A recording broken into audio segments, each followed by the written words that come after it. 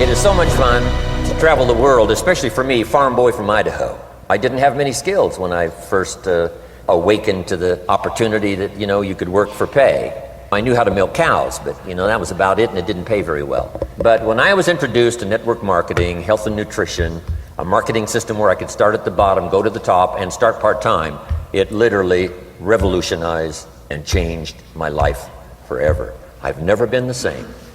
And a big share of my story now is sharing with people around the world this extraordinary opportunity.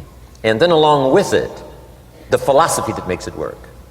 Because you can have every technique in the world and the best product in the world, and you can have the finest support system in the world, but unless you have the philosophy that drives you to do the necessary things to make it work, then nothing works. So I like to talk about all the things that made it work for me and see if that might not be valuable for someone else. So I want you to take some good notes. If you're ready to take notes, say, I'm ready. I like this crowd already. Treat me well, I might take you with me as my traveling audience. Now here's the next key on being prepared for the next century, and that is your personal philosophy. At age 25, the things that so dramatically changed my life was, number one, the discovery of a unique product that I could believe in. My mother taught nutrition, and she taught good health, so I was the beneficiary of that. It came from my grandmother, my grandfather, passed it on to my mother. She taught it, passed it on to me. My father never had a major illness, lived to be 93. My mother extended her life, according to the doctor, at least 20 years. She should have died at least 20 years earlier than she did, simply because she stretched out those years by the study of good nutrition. I was an only child, and Mama studied and, mixed up all that stuff back then. She'd say, hey, me and Papa and her, she said, drink this stuff. If it don't kill us, I think it'll help, and we're gagging down this stuff. And Mama taught all of that, but the payoff was so incredible. I passed it on to my two daughters. They've never been ill. They passed it on to their children, my grandchildren. They haven't been ill.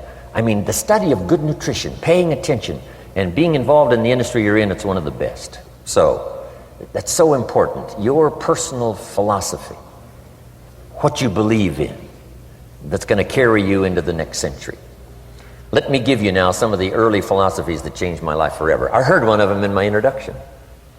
Some of these philosophies have lived with me now all of these years. I've passed them on, and people have come back around saying, Mr. Rohn, 10 years ago, 20 years ago, 30 years ago, 35 years ago, I sat in your class and sat in your seminar, and those early things that you taught, I've practiced it and I'm doing it. A man not long ago showed me notes he took 23 years ago. And then he had me sign those notes. He said, I've used these notes to develop my life, my personal life, and my business life. And when he took those notes, he said, I was 18 years old. So it's incredible. I'm so thankful for all these years. But now I want to pass it along to you. Some of the philosophies that changed my life forever.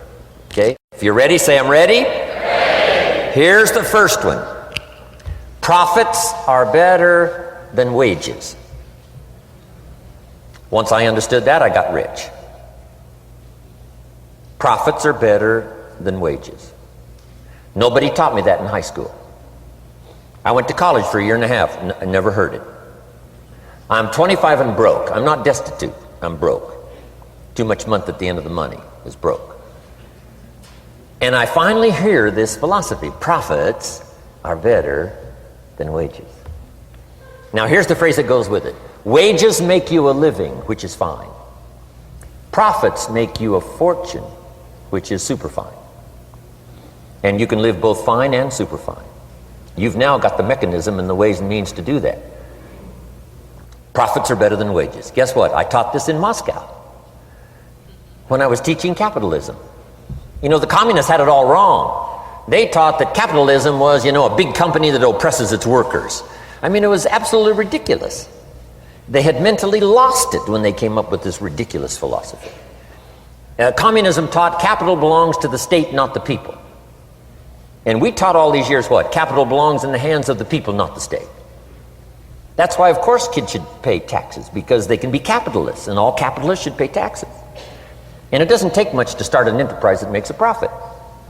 I teach kids how to have two bicycles, one to ride and one to rent. I mean, how long does it take? How long does it take to make a profit? I mean, a little ingenuity and you're on your way. So profits are better than wages. Capitalism better than communism. Communism said people are too dumb and stupid to know what to do with capital. So you must take capital away from all the dumb, stupid people and give it to the all-wise, all-knowing state. And let the state run everything. I mean, that was communism. And they devastated every country they touched. I've been to East Germany. It's taking $1 trillion just to clean up East Germany. They've already spent $500 billion. They got $500 billion more to go. I mean, every country they touched, and I've been in all of them, they devastated them all with their devastating philosophy. We teach capital belongs in the hands of the people. That's where the ingenuity is to bring goods and services to the marketplace. And I'm going to show you later the miracle of capitalism grassroots in America, which you're involved in. But once I understood this now, it was so incredible. Profits are better than wages. Now, when I first was recruited, I'm a distributor for this little product called Abunda Vita. And here's what my mentor said, Mr. Schoaf. He said, Mr. Rohn, you can start this miracle working business part-time. You don't have to go full-time, you can start part-time. And he said, if you'll devote, to start with, let's say 10, 12, 15 hours a week, where you'll start making a profit, here's what you can now say. I'm working full-time on my job and part-time on my fortune. Because profits lead to fortune. I got so excited about that philosophy. I'm working full-time on my job, but now I'm working part-time on my fortune. I found a way not only to make a living, you won't believe this, I found a way to make a fortune. Can you imagine what that's like then to get up in the morning? To go to work on your fortune? Not to go to work to pay the rent, which is okay, but a chance to go to work to make a fortune? And I said, right now I'm working part-time on my fortune and full-time on my job, but it won't be long until I'll be working full-time on my fortune. Can you imagine what life is going to be like? Now, here was my first goal when I started, and that was part-time. I wanted to equal on my profits part-time what I was earning on my full-time job. This is called the magic of part-time. It is so thrilling for people to start working the business part-time, because now you can work on profits, and it doesn't take very long. If you'll really concentrate on those 10, 12, 15 hours a week, it won't be long if you really do it right and learn some of the skills I'm going to talk about. It won't be long until you can be earning as much part-time working on your fortune as you are full-time working on your job. I did that in less than 6 months. Now I've got an incredible invitation. I found a way part-time to work on my fortune, and I'm making as much money at that as I am on my full-time job. Would you like to hear my story? It was incredible. Now here was my second goal, to make twice as much money part-time working on my fortune as I was working full-time on my job. And I reached that in less than a year.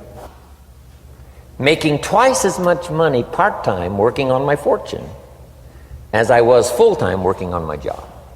Now I've got an incredible invitation that won't quit.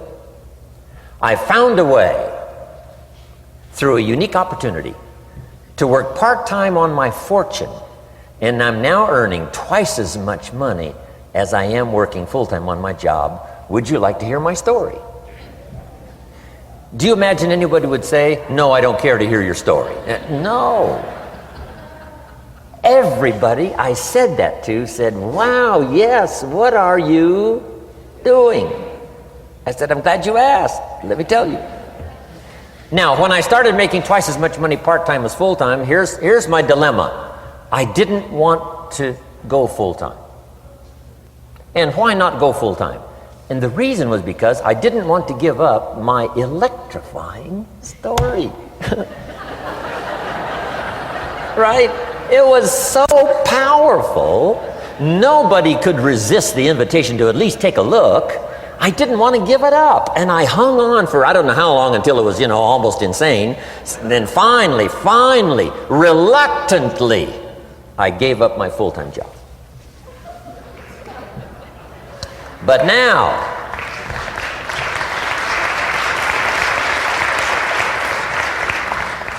you can imagine the thrill and excitement of going to work full-time on my fortune. It was incredible. But I want you to jot down the magic of part-time. What does it take to really change a person's lifestyle? Not very much. An extra $1,000 a month, I'm telling you, will drastically change most American families' lifestyle. And that's why part-time is so valuable, because it very quickly changes a person's lifestyle. And here's what the change in lifestyle does. It's a great recruiting tool. One of the greatest recruiting attractions is the money you make part-time. Somebody said, "You've been on 3 vacations this year?" Says, "Yes, I got this little part-time thing going." Says, "What's that?" "You bought 2 new cars, one for you and one for her. How did you do that?" Said, "I got this little part-time thing going." Your kids have got all these new clothes? Yes. All this stuff is happening. What is it? An extra $1,000 a month. See, $1,000 a month full-time, nobody wants to hear your story. $1,000 a month part-time that starts to change your lifestyle, everybody wants to hear your story. So the key is part-time. The magic and the attraction of part-time gives you a classic invitation for somebody to listen to what you're doing that's changing your life. And it's not just necessarily the money that changes your life. It's what you do with the money. It's the change of lifestyle. So part-time helps to change lifestyle, which gives you a classic invitation to look at what you're doing.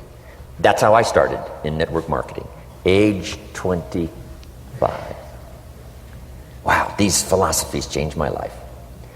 I wish I would have learned them in high school. In high school, if they would have offered Wealth 1, Wealth 2, I'd have taken both classes.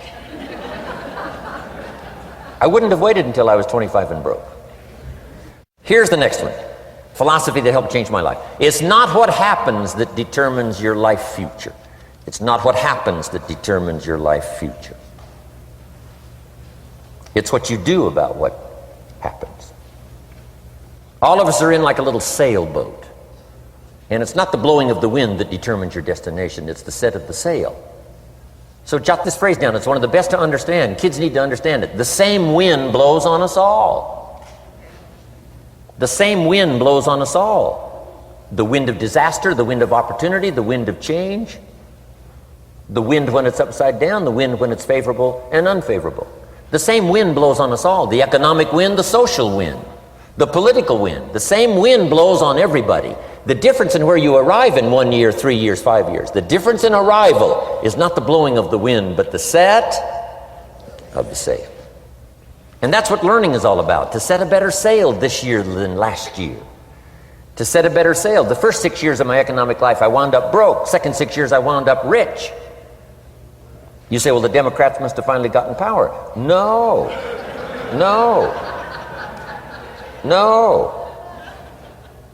It was not a political change. Here's what changed the second 6 years of my economic life. It was my philosophy that changed.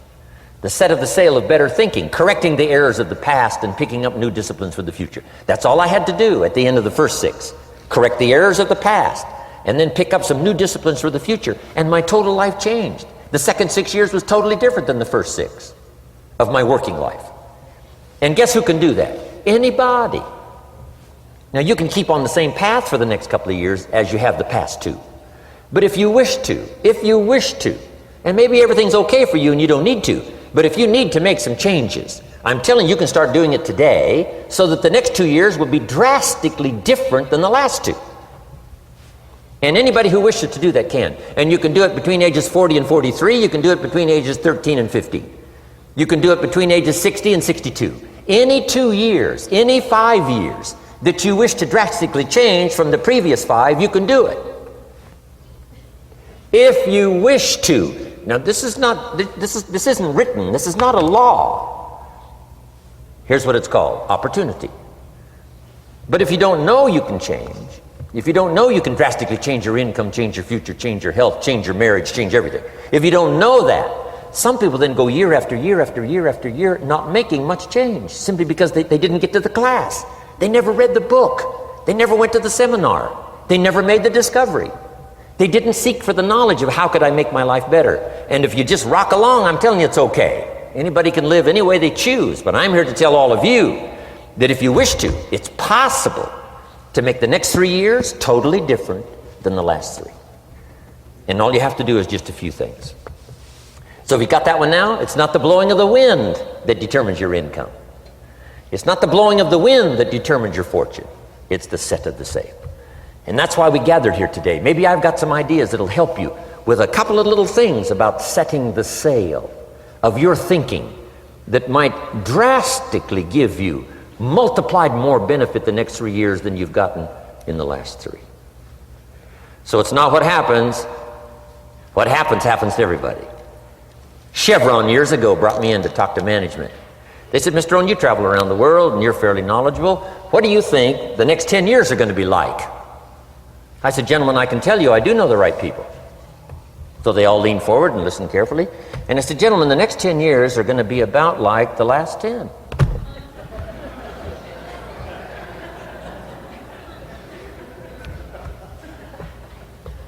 The next season after fall is, well, I promise you that's not going to change. After day comes night. I promise you that's not going to change.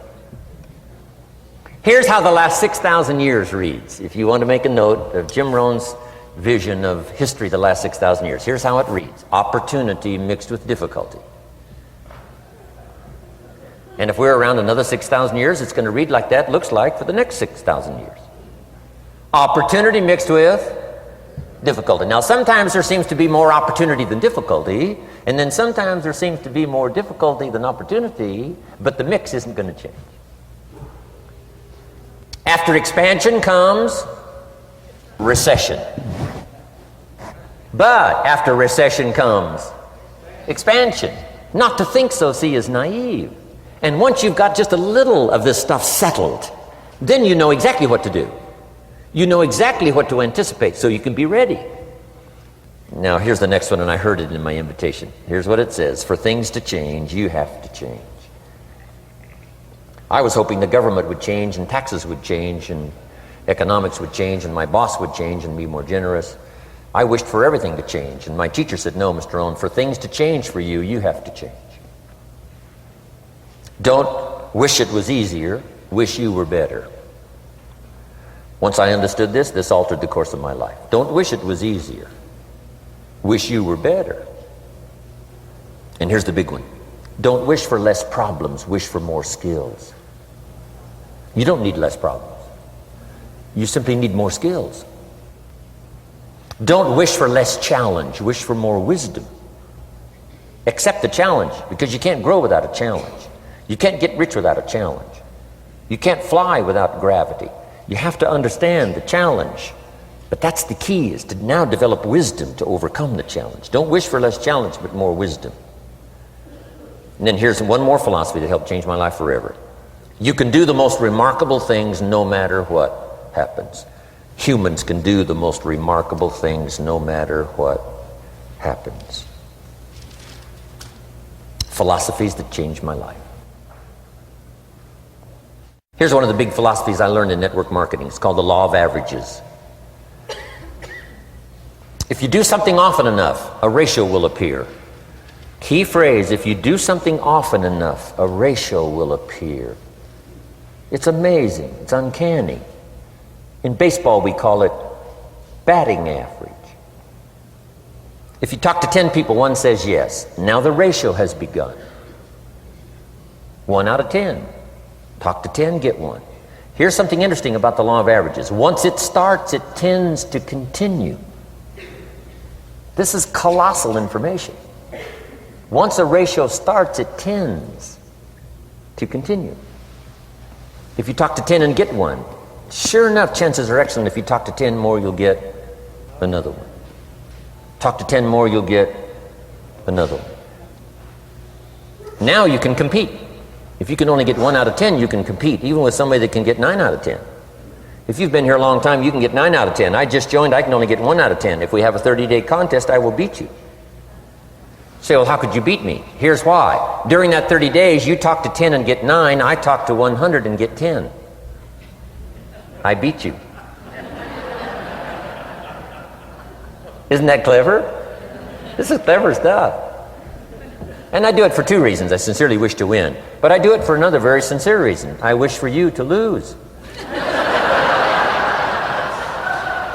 And that's noble on my part. Here's why it's noble. You learn more by losing than you do by winning. So I wish to give you that experience. Now here's how I do it once I understand the law of averages. When I'm new, I make up in numbers what I lack in skill. I make up in numbers what I lack in skill. Now who can do that? Anybody that's ambitious. Anybody with a little ingenuity. Anybody. Doesn't matter. Now here's one more. The law of averages can be increased. You get 1 out of 10, talk to 10, get another one. Talk to 10, get another one. The 4th time you talk to 10, you get 2. Why would the 4th time you talk to 10, you get 2 instead of 1? You're getting better. You're getting better. And who can get better? Anybody. Talk to 10, get 2. Talk to 10, get 2. Finally, talk to 10, get 3. I finally got up to about 3. Now, it takes more than a genius to go past like 3 or 4. But 3 will do. If you bat 300 in baseball, they pay you $4 million a year, which means you're out 7 times out of 10. 7 times out of 10, out. Make $4 million a year. Are you ready for that? So, this works so well now in your business. Just jot the phrase down. You don't have to bat 1,000. You don't have to bat 1,000 to make big money. 1 out of 10 is fine. 2 out of 10 is terrific. 3 out of 10 is fabulous. Some particular incredible genius might get 4 out of 10. But 3 out of 10 is sufficient to make you rich beyond your wildest imagination. This is how I went after my friends, neighbors, and relatives when I first started recruiting.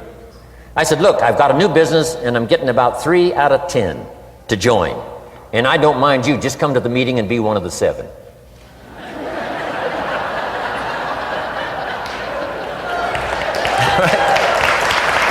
Doesn't matter. You're my friend, you'll do me a favor. And so it's not important to me that you like it. It's not important to me that you join. It's certainly not important to me that you buy. It's just important to me that you listen. One of the reasons, though, I want you to hear the story is because a year from now, if I'm doing well, I don't want you to say, how come you never picked up the phone a year ago? I never got a letter, never got a call. You call me a friend? You're making all this money? You never picked up the phone. So I don't want that to happen. So for 2 reasons, I want you to see what I'm doing. So that a year from now, if I'm doing well, I can say, you know, I gave you the opportunity. But also, just as a favor, come and be one of the 7. It doesn't matter to me if you buy or join. But I need 10 to get 3. And if you're one of the 3, wonderful. If you're not, wonderful. It doesn't. It might matter to you. It might matter to you, but it doesn't matter to me. Now, it matters to me because we're friends, but it doesn't matter in terms of my averages. So if you decide to get rich, just learn the law of averages. You're off and running. Now, here's the second law that changed my life forever in network marketing. I learned the law of sowing and reaping. And in the law of sowing and reaping is also the story of the law of averages. Jot this down. The story of the sower comes from the Bible. I'm an amateur on the Bible, but this is such a useful story. Here's what the story says. And take the notes because the drama's in the details.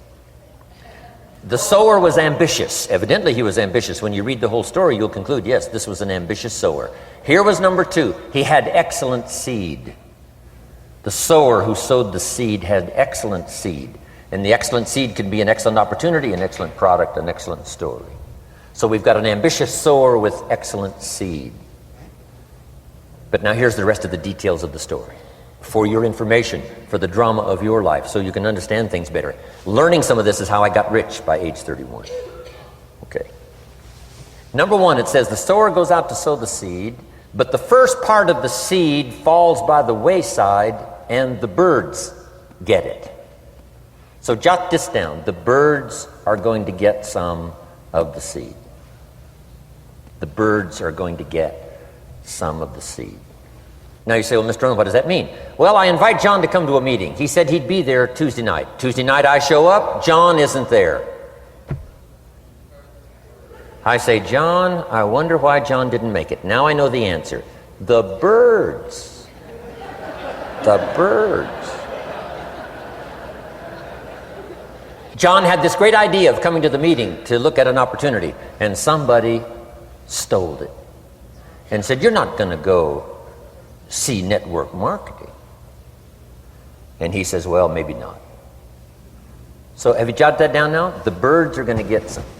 Now, when the birds get some, you've got two options. Number one is to chase birds. And say, well, let me get a hold of the person that talked him out of coming to the meeting. I'll tear him a new page. But I wouldn't do this. Here's what happens if you go chasing birds. You leave the field. If you go chasing birds now, you leave the field, which is going to distract from your future, not add.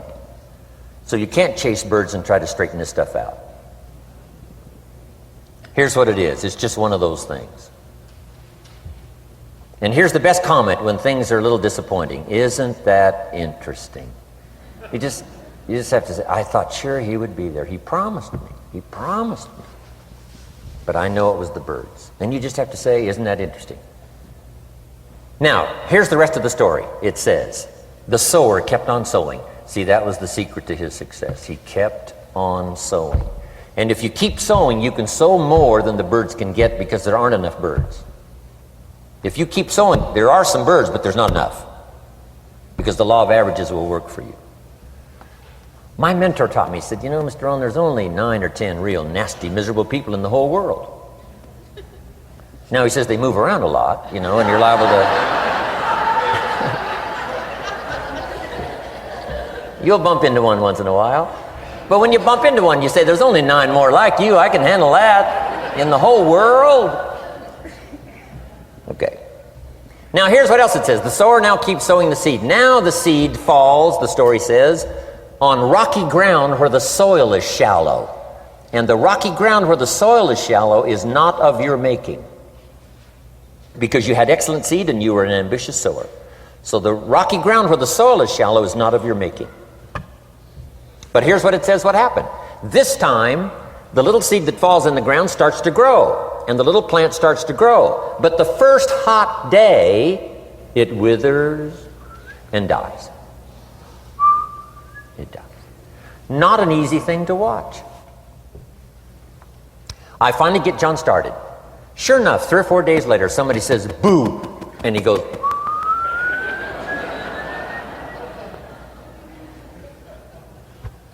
he's gone. Doesn't show up at the second meeting. And I say, I thought sure John would last a week.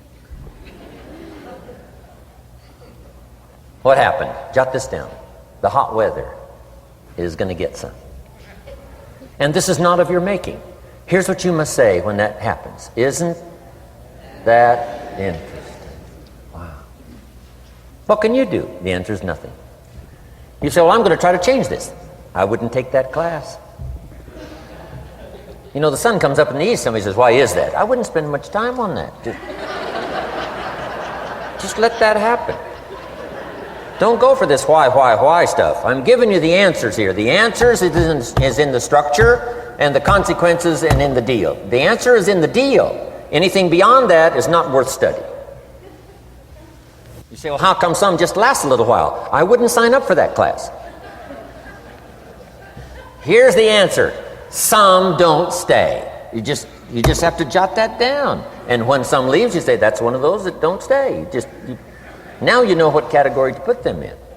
And you can't solve this now. You can't. It's like rearranging the seasons. You can't fool with that. All you can do is cooperate with the way things are set up. I didn't set it up. You say, well, it shouldn't be this way. Well, when you get your own planet, you can rearrange this whole deal. But on this planet, you're a guest. You got to take it as it comes. Now, here was the secret to the ambitious sower with good seed. It said he kept on sowing. Now, here's what he had to do to keep on sowing. He had to discipline his disappointment. This is a key phrase now to use the rest of your life. You must learn to discipline your disappointment, because you didn't set up the setup, and some are not going to stay, and that is not of your making. Now, if you made gross errors and you ran them off, see, that'd be different. Now, you're responsible for that. But if it's in the normal course of things, this is the way things are. Now, here's what it says. The sower keeps on sowing. Now it says the seed falls on thorny ground. And somebody says, well, how much of this do you have to go through? Well, hang on. It's not the end of the story now. Now the little seed falls on thorny ground. And now the little plant starts to grow again. But as the little plant starts to grow, the thorns choke it to death. And it dies. So jot this down. The thorns are going to get some. And that's not of your making. And what are these thorns? The story even called these little thorns, little cares, little distractions, little somethings. Who knows what all they are? I say, John, we had a meeting last night, you weren't here. John says, well, I can't make every meeting. I say, why not? You're part-time. He said, well, the screen door came off the hinges. And you just can't let your house fall apart. You got to take some time and fix things up. And I can hear the thorns going,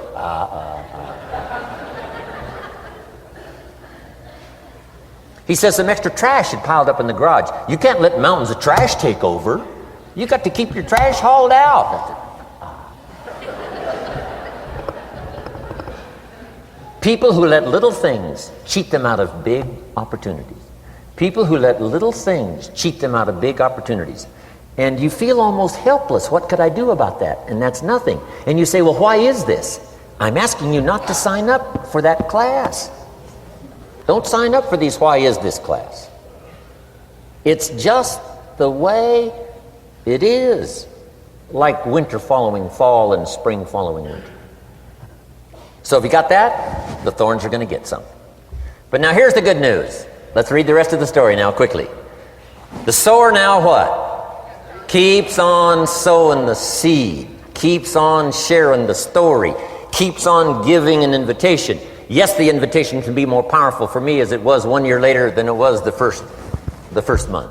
Because now I'm saying I'm making twice as much money part-time as I'm making on my full-time job. Yes, the story can be more powerful, but the law of average is still going to work. But now here's what the story said. Finally, the seed falls on good ground. Finally, the seed falls on good ground. Now, put this in parentheses. It always will, if you keep sowing. If you share a good idea long enough, it will fall on good people. But now here's the rest of that story. Some of the good ground did 30%. And some of the good ground did 60%. And some of the good ground did 100%. You say, well, why the difference in numbers? I wouldn't sign up for that class. Go on. Have I said that often enough now? Don't register for that class. It's just the way it is. Now, I tried to get the 30s to do 60. Found out it was more than I could handle. I used to say, I'll make them successful if it kills me. I almost died. No, you can't do that. Here's what you do. Let the 30s do 30 to the best of their ability and keep doing 30, because that's how they build their lifestyle and get what they want out of life. And let the 60s do 60, and let the 100s do 100s. Now, how can you get some to do 100%? You got to go through all these experiences, and you got to talk to all these people. Let me quickly give you now a list of the skills that changed my life forever. Developing a new philosophy that I could do it in my network marketing experience now led me to developing new skills. Right, I knew how to milk cows, but didn't pay well. Here's the first skill I learned that changed my life. Getting a customer. Making a sale. And of course, sales for you is easy, right, because it's not technical. right? The technical is all taken care of. You simply represent your product. If you share a unique product, talk about its merits, persuade someone that it's the best, they agree to buy, that's the simple art of sales. But in your business, here's what it's more like: sharing. Because using the product yourself, gathering some testimonials, you simply share that. So we're not talking like high-powered spacecraft technical skills here. It's simply sharing something you've discovered with someone else and doing it well enough to where they agree they would like to participate. Now here's what happened when I learned sales. It multiplied my income by 5. Now it didn't take that much because I wasn't doing that well in farm country, but it did multiply my income by 5. Sales, getting customers, laying that incredible foundation for an entrepreneurial career. So now I've got 2 skills: milking cows and making sales. Here's the next one I learned that changed me forever, and that's recruiting, introducing the business opportunity to new people, learning how to give a good invitation, learning how to give 2 kinds of presentation, formal and informal. And the third part of recruiting, of course, is following up. Once you start a new life, now you got to take care of it, like a new mother would take care of her baby. You don't start a new life and abandon it. You start a new life and nourish it like a mother and protect it like a father. You got to be both mother and father to a new person. Nourishment, ideas like a mother. Protection, help defend your new life against the encroachment of outside voices that would try to talk them out of it. So you got to be mother and father in this art of recruiting. We call it being a sponsor. And being a sponsor is like being a bridge, helping somebody from darkness to light, from skeptic to faith, from not knowing to knowing, from no confidence in themselves to starting to gain confidence. You're the bridge that helps people from the shadows to the sunlight. It's one of the most exciting positions to occupy in all of network marketing industry, is the bridge, helping people crossing the bridge out from discouragement into recognition. Being this bridge, that's what the recruiting magic is all about. You've got the answers. They've been looking for the answers. You've got the answers. And you help them cross this bridge. You see something in them before they can see it in themselves. You assure them that it's possible to be more than they are, therefore they can earn more than they've got, have more than they possess. This is one of the great arts in the world. And here's what's exciting about this art. It pays big money. Because now you operate a unique philosophy taught first in the Bible. John Kennedy taught it in his inaugural speech. Zig Ziglar's got one of the best ways to put it. And that's the secret to wealth. The secret to wealth and fortune. First taught in the Bible. Because the question was asked, how can we achieve greatness, great wealth, great power, great influence, great recognition, great self-esteem? How can we achieve greatness? The master teacher was asked. And here was his formula for achieving personal greatness. He said, find a way to serve the many, for service to many leads to greatness. For those that are interested. Some people aren't interested, but for those that are, service to many leads to greatness. Someone says, well, best I can do is just take care of myself, which is okay, but it doesn't lead to greatness. Someone says, I got enough bills of my own, I can't worry about someone else's bills. That's okay, but it doesn't lead to greatness. Greatness is helping people pay their bills, you forget about yours. Because if you help enough people pay theirs, yours disappear. Help people with problems, your problems disappear. The key to greatness, the master teacher taught, is finding a way. Now, a lot of people would like to serve many people, but they don't have a way. And what's exciting about you and your business is you've now got the way. Whether you use it or not, it's up to you. Whether you cash it in or not is up to you. Whether you make a fortune or just a little, that's all up to you. Each person's ambition. It's called the same marketing. The same product. The products are the same for everybody here. The marketing system is the same. The difference is each person's philosophy and each person's individual ambition. But whatever your ambitions are, now you've got the ways and means. And here's what you've got the ways and means to do. Serve as many people as you would like. Now here's what's exciting about recruiting. With what you're involved in here, you can directly and indirectly affect the lives of dozens of people. Some of you are going to directly and indirectly affect the lives of hundreds of people. And some of you, if you wish, can directly and indirectly affect the lives of thousands of people. And the pay is accordingly. If you affect a few, you earn that pay. If you affect the many, you earn that pay. But the secret is found in the Bible. Service to many leads to greatness. Now, John Kennedy said it in his inaugural speech. Here's what he said: don't ask. Don't we wish that was the current political philosophy? Where is John Kennedy and his philosophy? John Kennedy said, don't ask. That's important if you understand philosophy. He said, don't ask what the people can do for you. Don't ask what the country can do for you. Don't ask what the government can do for you. That's not how you get rich. That's not how you have high self-esteem. That's not how you get trophies to put on the mantle above the fireplace, asking what the people can do for you. Don't ask, he said, what the people can do for you, but ask, what could I do for my country? And the country means the people. What could I do for the people? I want trophies. I want recognition. I want high self-esteem. I would even like a chance to make a fortune. John Kennedy says it's easy. Don't ask what the people can do for you, but ask, what could I do for the people? Could I directly and indirectly serve many in my country? And now that you are participating in this program, the answer is yes. Now, Zig probably said it best. Zig's got some great stuff. Zig and I have been good friends for a lot of years. Zig says money isn't everything, but it ranks right up there with oxygen. Zig, you're right. Zig says, my dentist told me, Zig, only floss the teeth you want to keep. You know, forget the rest. But here, Zig is famous for this now. This is one of Zig's philosophies, and it goes right along with the other two, the Bible and John Kennedy. Here's what Zig says: if you help enough people get what they want, you can have everything you want. If you help enough people get what they want, you can have everything you want. Now, wanting everything you want, we call that self-interest. But it's okay to have self-interest if you do it in a positive way. By helping enough people get what they want, you can have everything you want.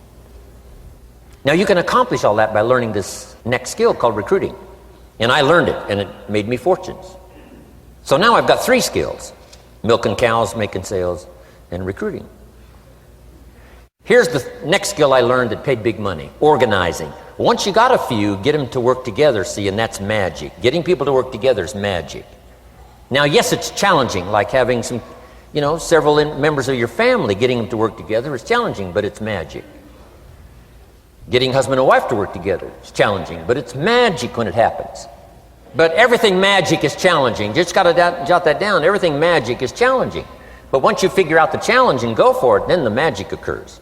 Let me tell you how magical people working together is. Let me quote the Bible again. It says, if 2 or 3 agree on a common purpose, nothing is impossible. Just try that on for your mental size. If 2 or 3 agree on a common purpose, nothing's impossible. Everybody's looking for a challenge. Here's what I teach, especially the kids. Here's the best challenge in the world. Let's go do it. Not you go do it. Let's go do it. If 2 or 3 of us decide on a common purpose to do it, nothing's impossible. Incredible. Working together, organizing. Now, when everybody's an independent, now it's a little more challenging. Like having kids, they've each got their own opinions. They've each got their own ambitions and desires. It's challenging. You've got a variety. But that's what makes life, the variety. And it is, in your business, it is challenging, getting people to work together. It's like herding cats.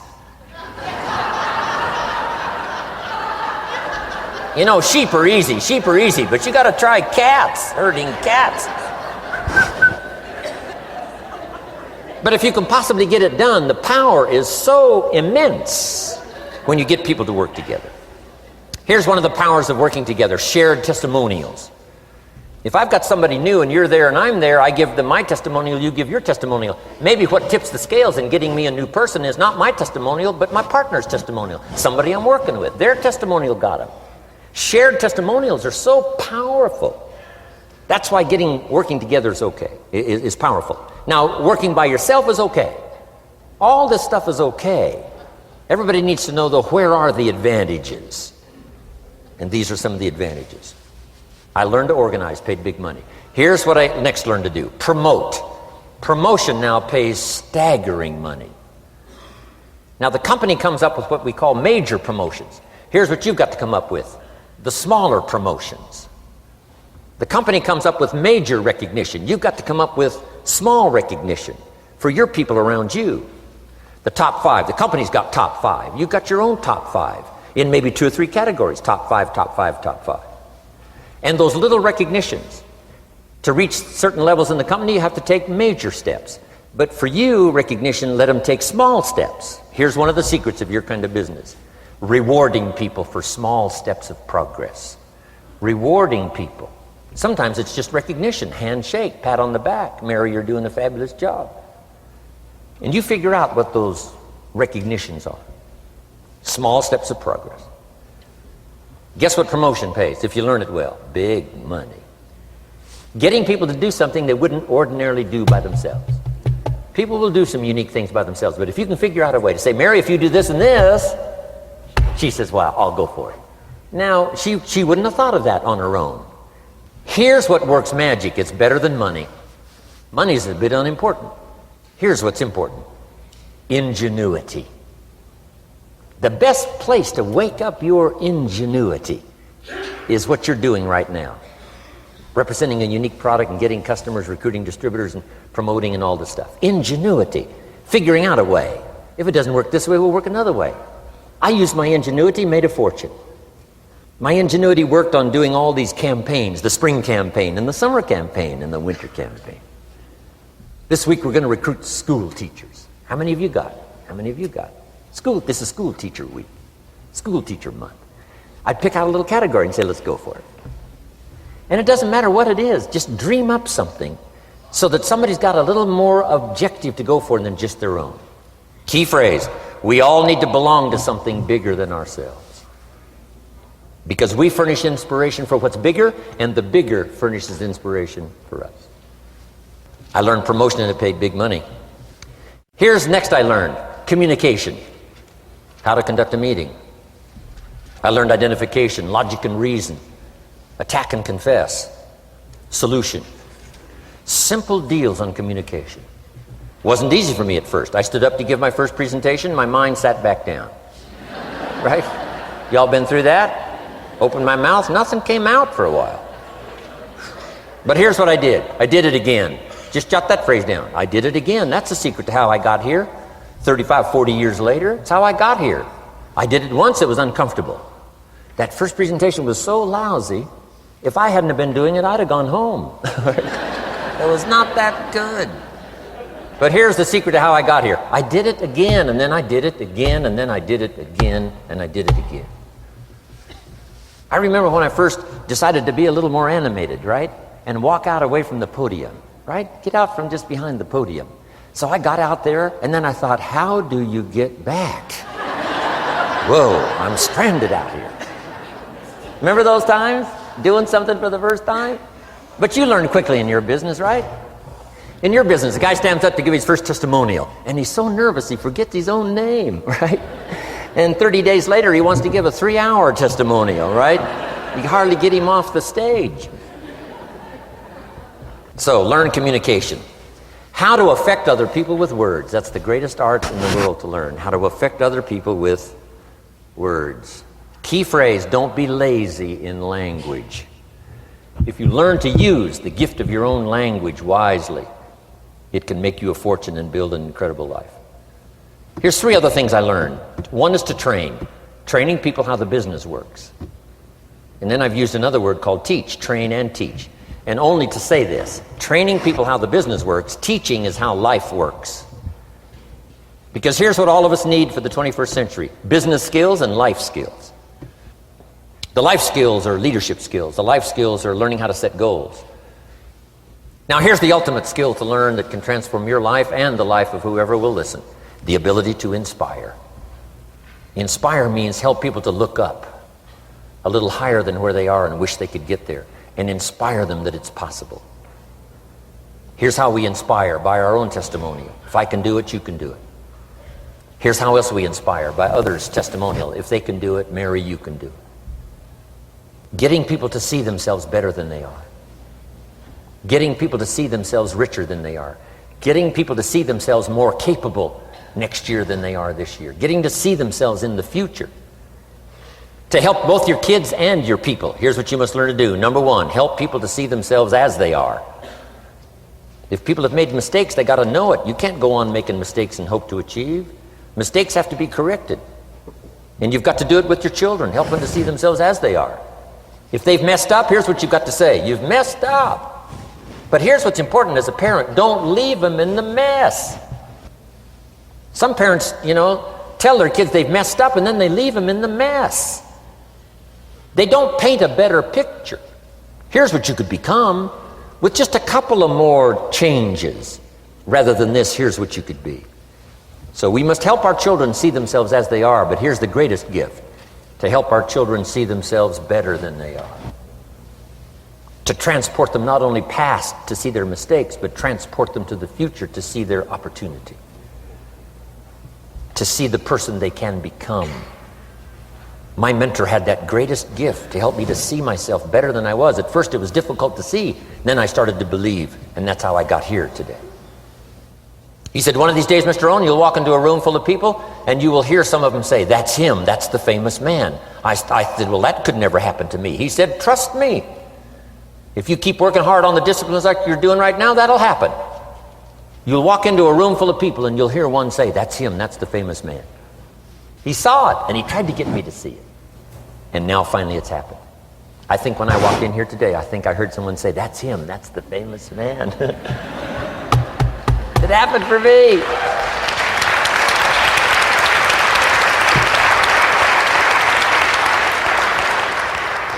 And if it can happen for me, it can happen for you. Just master these skills to inspire. Here's what else I learned, the skills of building an organization. Learn to work with the people who deserve it, not the people who need it. You must be like life itself, respond to deserve, not to need. It doesn't say if you need, you will have a harvest. It doesn't say if you need a harvest, you'll have a harvest. It's not what it says. It says if you plant, chances are good you'll have a harvest. If you plant, you will reap. Not if you need, you will reap. So we must be like life itself. Respond to the people who deserve it by planting, by taking the first step. Even God himself says, if you move toward me, I'll move toward you. That's the condition. You move toward me, I'll move toward you, says the Almighty. Now he could also say, you don't move, I don't move. You say, well, that's arbitrary. Well, when you're God, you can set it up that way. Now, learn to work with the people who deserve it, not the people who need it. Now, here's what's the next step. Teach people how to deserve your time. Teach people how to deserve your attention. Teach people how to deserve a phone call. Say, Mary, you just take this one step and I take 2 steps. You take 2 steps, I take 5 steps. You don't step, I don't step. But this isn't hard now. You step, I step. You respond, I respond. You try, I try. You make a call, I back you up. Right? Learn to teach people how to deserve your time and your attention. Next, I learned to work by group more than individual. Here's why. 80% of the people do 20% of the business. So 20% of the people you can work with individual, 80% you have to work with by group. But group is very powerful, less confrontational.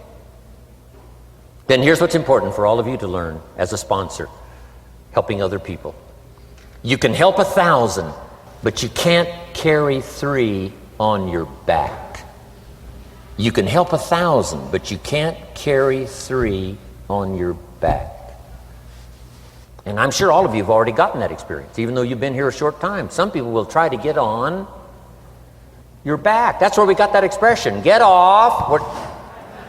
That's where we got that. A guy discovered somebody on his back and said, what? I can't carry you, get. Now, if you're like some I see here, 6'4" and you weigh 300 pounds, you might carry one, and if you were really big enough, Kareem Abdul-Jabbar or something, you might carry 2, but you can't carry 3. When babies are born, they were not designed just to be carried. Babies were not born to be carried all their life. Someday you got to try your legs.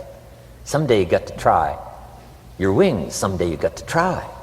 Even if you fall down, you got to try, because you can't just crawl around all your life. You can't be carried all your life. So as quickly as possible, you can help 1,000, but you can't carry 3. Next, don't expect the pear tree to bear apples. I used to try to change everything. You can hang apples on a pear tree. I'm telling you, it won't help. You can put up a sign, this is an apple tree. Sure enough, come the season, pears. Here's what I learned. You cannot change people, but they can change themselves. You cannot change people, but they can change themselves. Incredible. Capital in your business isn't what matters. Okay, it's not the money that buys you a future. It's your skills that buy you a future.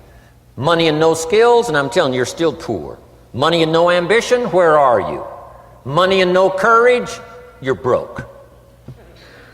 A little bit of money and a whole lot of courage. That's all we need. I'm looking for people when I'm recruiting back in those days, and the money didn't matter. What mattered to me was somebody's willingness, somebody's ingenuity, somebody's willingness to try, right? If they had $1 to invest, that was plenty for me. $1 and some ambition, and I can show you how to get rich, and it'll be one of the classic stories of the company. I go to recruit somebody, they say, I don't have any money. See, I've been looking for you for 6 months. Let me show you how to do it without any money. Because here's the rules of capitalism. Jot this down. You can either buy and sell, or if you're in certain circumstances, you can sell and buy. If you've got ambition. Now, if you haven't got ambition, we can't cure that, and money won't cure lack of ambition. But if you've got $1 and some ambition, I'll show you how to get rich. And even if you don't have $1, I'll show you how to get rich, because you can sell and buy. Somebody says, as soon as the product arrives, I'll sell it. Then you don't understand. You don't understand the magic of fortune if you say, I have to wait till it gets here to sell it. And you probably don't understand the value of your own story. Once I understood that, I knew I was going to be wealthy. That's why right in the beginning I started giving big tips. I knew I was going to be wealthy. Say, wow, this guy tips like a rich man. Said, that's right, he tips like a rich man. Even in the beginning, I tipped like a rich man because I knew I was going to be rich. Wow. Isn't this fun? Yes. So jot these phrases down as I close. Number 1, the greatest value in life is not a bank account. The greatest value in life is not a car, a home to live in. The greatest value in life is this. Make a note. Living a good life. In the midst of all of our achieving and recruiting and building and growing, helping other people, being a part of society and the country and the world, being all of this stuff, here's what you must figure out all of your life, how to continually live a good life. So let me give you my short list. I'll cover the long list the next time I see you. Here's the short list on a good life. Number 1, productivity. If you don't produce, you won't be happy. Here's number 2, good friends. The greatest support system in the world is good friends. You got to work on that. Don't be careless here. Friends are those wonderful people who know all about you and still like you. Here's next, spirituality. I'm not asking you to be a believer. I am a believer that humans are more than an advanced form of the animal kingdom. I'm a believer that we're a special creation. I don't ask you to be a believer, but here's what I do ask. If you are a believer, here's what you must do. Study, practice, and teach. Whatever's valuable to you, study, practice, and teach. Repeat it after me now, again. Study, practice, and teach. Here's why. It builds the foundation that builds the country, that builds the nation, that helps us to compete among the nations of the world in the 21st century. And this is one of those subjects, to study, practice, and teach. Next, my parents taught, don't miss anything. Don't miss the game. Don't miss the performance. Don't miss the show, the movie. Don't miss the words. We're all inspired by the words. Elton John says she lived her life like a candle in the wind, never knowing who to cling to when the rain set in. You can't miss those lyrics. You can't miss the music. You can't miss the songs that nourish the soul. You can't describe how brief and fragile life is much better than that. George Harrison, one of the Beatles, sings, "If not for you, the winter would hold no spring. Couldn't hear a robin sing. I just wouldn't have a clue if not for you." Wow. You got to remember the words that reflect the experience. Barbra Streisand sings, "It used to be so natural to talk about forever, but used to be's don't count anymore. They just lay on the floor till we sweep them away. You don't sing me love songs, you don't say you need me, and you don't bring me flowers anymore." Illustrative of all of our experiences. Winston Churchill said, "The truth is incontrovertible. Malice may attack it and ignorance may deride it, but in the end, there it is." You got to use that. Feast on someone else's comments. Because, see, you could stay up all night and not think of that.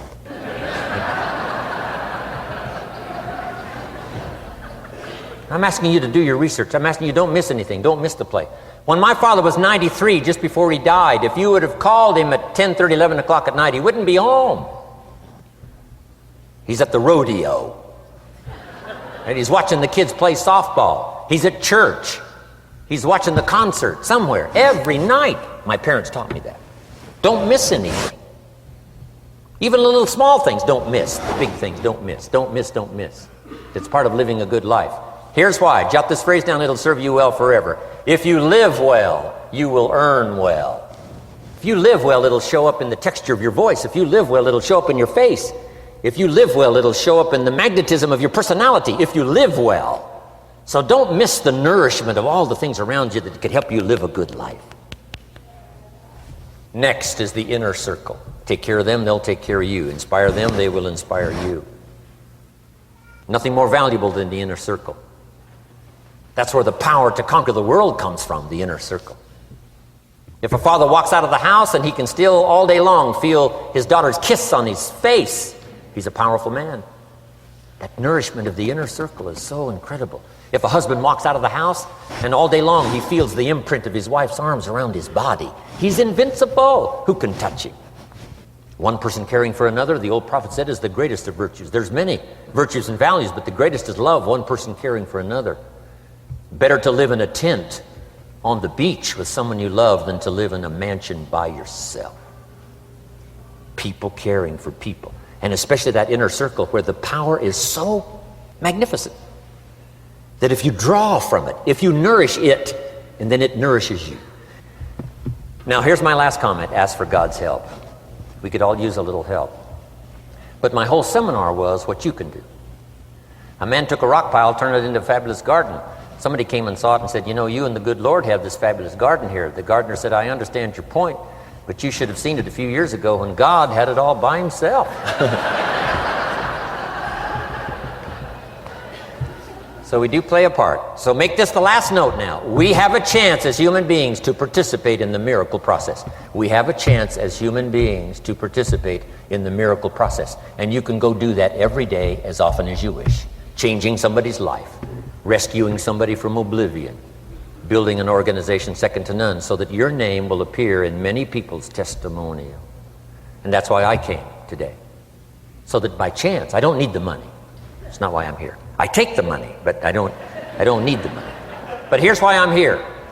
By chance, perhaps, if I've come along at the right time, I don't know what time this is for you, but if I've come along at the right time, just maybe, a week from now, a month from now, a year from now, 5 years from now, you might say, Jim Rohn came by and gave us a little piece of information. That started me down the road. Here's what's happened to me. And my name might appear in your testimonial. Now here's the drama as we finish. How many of you have my name in your notes? Here's the part of the drama then. I go with you. When we all leave here and the lights are out and the place is dark, I go with you because you've taken my notes and hopefully some of the spirit, some of the stuff I had besides just the notes. So I go with all of you. But here's the big drama. All of you go with me. See, that's so unbelievable.